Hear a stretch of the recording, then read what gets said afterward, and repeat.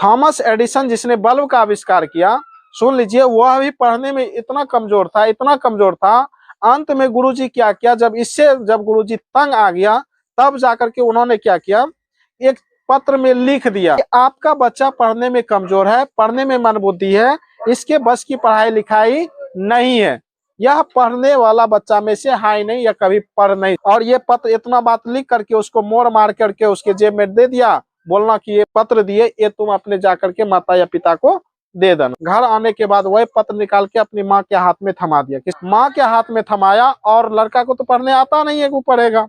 माँ उस पत्र को पढ़ा, वह आंख से आंसू गिरने लगा। तो ये लड़का जो थॉमस एडिसन, इन्होंने पूछा, माँ रो क्यों रही है, पूछा कि माँ तो रो क्यों रही है। तब जाकर के उस लड़के को माँ जवाब देती है, इस खत में लिखा है कि तुम पढ़ने में बहुत तेज तर्रार हो, तुम बहुत बुद्धिजीवी हो, तुम बहुत होनहार लड़का हो, तुम्हारे अंदर बहुत टैलेंट भरा हुआ, इतना टैलेंट है कि उससे आगे पढ़ाने के लिए गुरुजी के पास उतना दिमाग नहीं है जिससे तुमको वह पढ़ा सकेगा।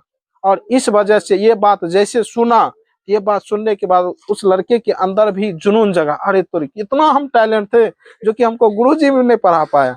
और वही लड़का पढ़ते पढ़ते पढ़ते पढ़ते जब उसके अंदर ज्ञान प्राप्त हुआ, तो उन्होंने प्रयोग करना शुरू किया, नहीं हम जो है ना, हम दिया बाती में अब नहीं पढ़ेंगे, हम एक ऐसा यंत्र बनाएंगे जिससे पूरे संसार को जो है ना रोशनी प्रदान करे। उन्होंने प्रयोग किया, 121 बार फेल होने के बाद 122वां बार में उन्होंने बल्ब को बना करके रेडी किया, और बल्ब जब जला, और जलने के बाद पूरा दुनिया इस पे गर्व करने लगा कि जब यह साइंटिस्ट बना। और बनने के बाद जब वो मतलब होता है ना, जब वो पत्र, उसकी माँ तब तक में चल बसी थी, जब वो पत्र निकाल के जब देखा, पत्र उसको मिला, उस खत को जैसे पढ़ा, ये भी रोने लगा। इस खत में था क्या, आपका बच्चा पढ़ने में कमजोर है, आपका बच्चा नालायक है, आपका बच्चा पढ़ने लायक नहीं है, ये मनबुद्धि है, इसके अंदर दिमाग प्रवेश नहीं।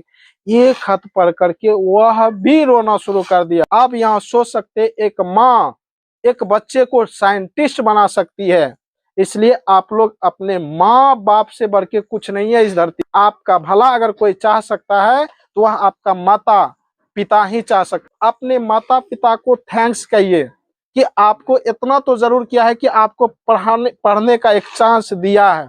आप माता पिता को धन्यवाद दीजिए। आपके उम्र के बहुत ऐसे बच्चे हैं, बहुत ऐसे बच्चियां हैं जो इस समय इस उम्र में वह कहीं न कहीं काम धंधा कर रहा है अपने पेट के लिए, अपने दूध का कमाने के लिए, लेकिन आपसे पैसा नहीं कमा करके वह आपको पढ़ने के लिए भेजा। इसलिए कहा है कि हम मेहनत मजदूरी किए हैं, मेरा बच्चा ये काम नहीं करे, वह पढ़ लिख करके कुछ